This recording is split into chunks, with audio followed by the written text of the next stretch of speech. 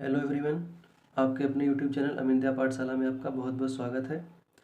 आज हम लोग देखेंगे यूपी बोर्ड क्लास 10 हिंदी के सभी महत्वपूर्ण टॉपिक्स जहां से आपके होने वाले एग्ज़ाम में क्वेश्चन बनते हैं। ठीक है, जिससे आप एग्ज़ाम में अच्छा स्कोर कर सकें। अगर इन सभी टॉपिक को आप क्लियर कर लेते हैं, अच्छे से पढ़ लेते हैं, तो 70 में से 65 स्कोर आप आराम से कर सकते हैं। तो स्टार्ट करते हैं हम लोग।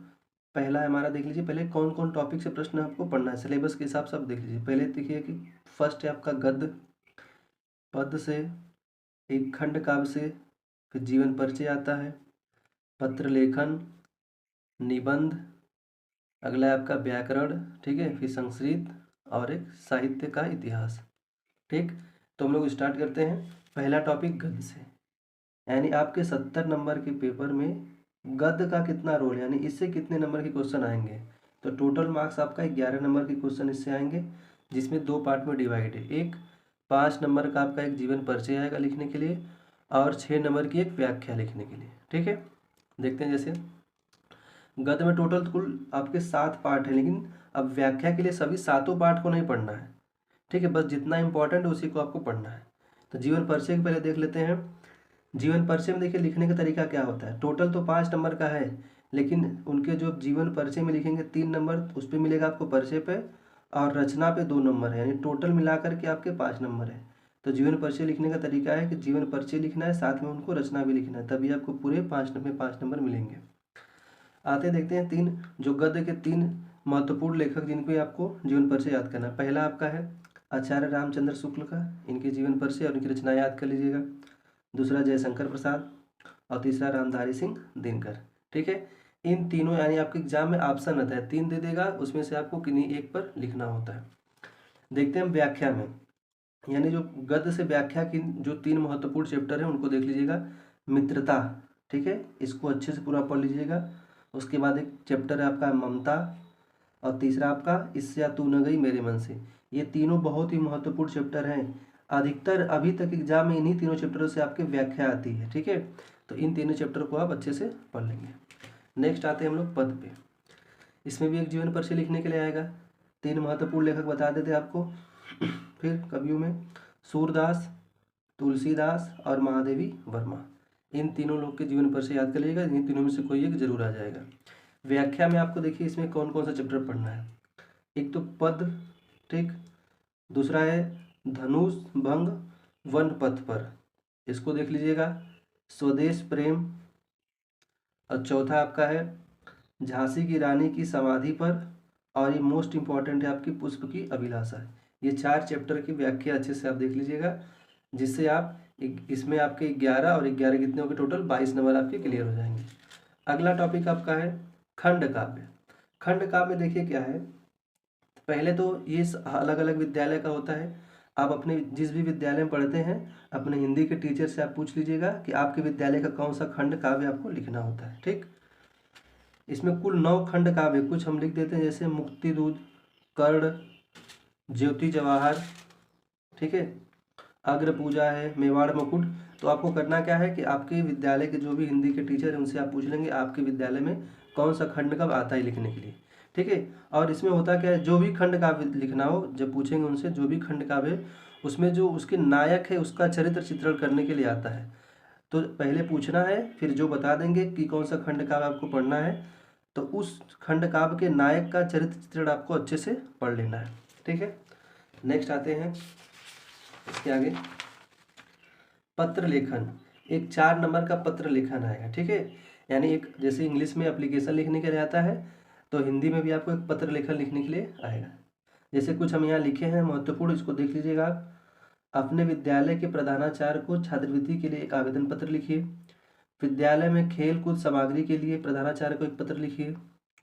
अपनी गली मोहल्ले की नलियों की सफाई हेतु नगर निगम के स्वास्थ्य अधिकारी को एक पत्र लिखिए। ये तीनों को आप अच्छे से देख लीजिएगा।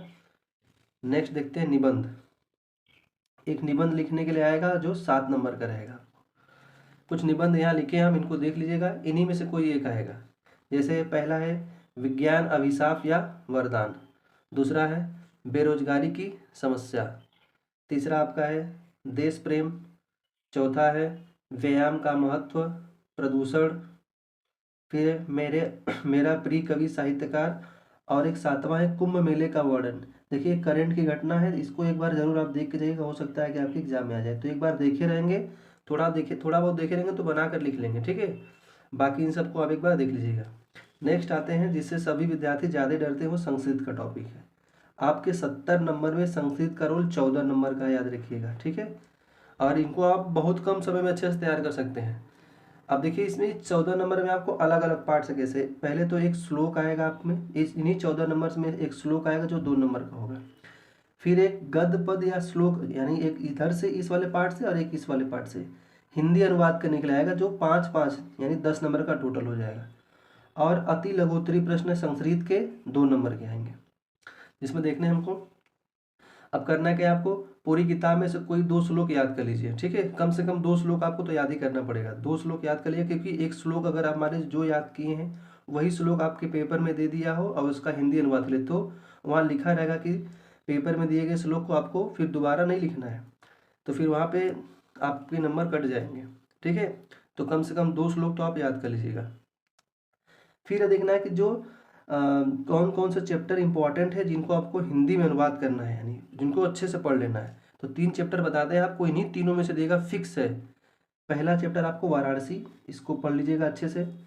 फिर भारतीय संस्कृति, फिर एक प्रबुद्धो ग्रामीण, ये 3 चैप्टर आप पढ़ लीजिएगा अच्छे से, इसके हिंदी अनुवाद देख लीजिएगा, इन्हीं तीनों में से कोई एक आएगा 5 नंबर का हिंदी अनुवाद करने के लिए, ठीक है।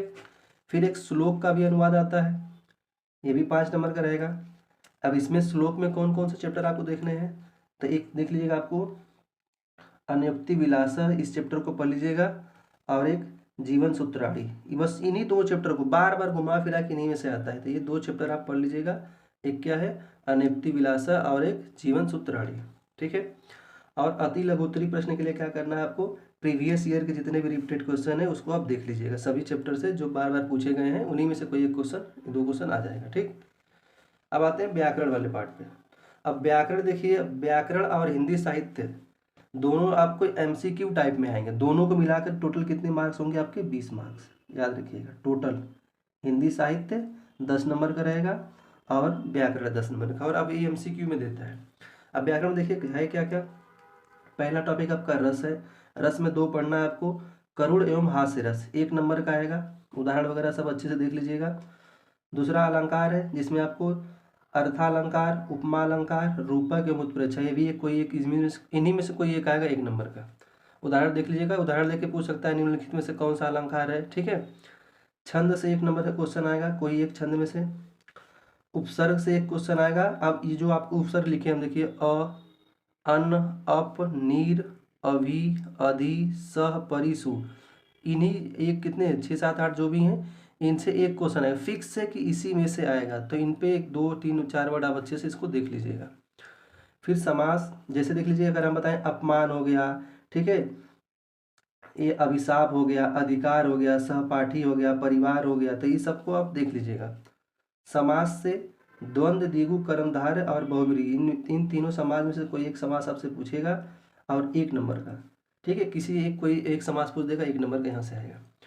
फिर तद्भव, तत्सम एवं परवाची, इन तीनों में से कोई एक ही देगा, और ये भी क्या रहेगा आपका 1 मार्क्स का, इनको देख लीजिएगा, ठीक है। आपके जो क्वेश्चन, अभी टाइम तो बहुत ज़्यादा है नहीं, तो करना क्या, आपके क्वेश्चन बैंक लिए होंगे जो भी, उसमें आपके सभी क्वेश्चन देंगे, उसको बस आपको देख लेना है एक बार। नेक्स्ट देखते हैं हम,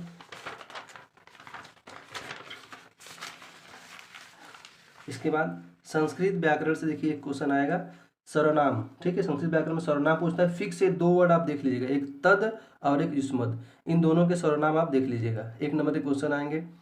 फिर एक आता है आपका वाक्य स्वरूप, ठीक है, जैसे कोई वाक्य दे देगा, पूछेगा कि इस वाक्य का स्वरूप क्या है, वाक्य सरल वाक्य है कि संयुक्त वाक्य है कि मिश्र वाक्य है, इससे 1 नंबर के क्वेश्चन आएंगे।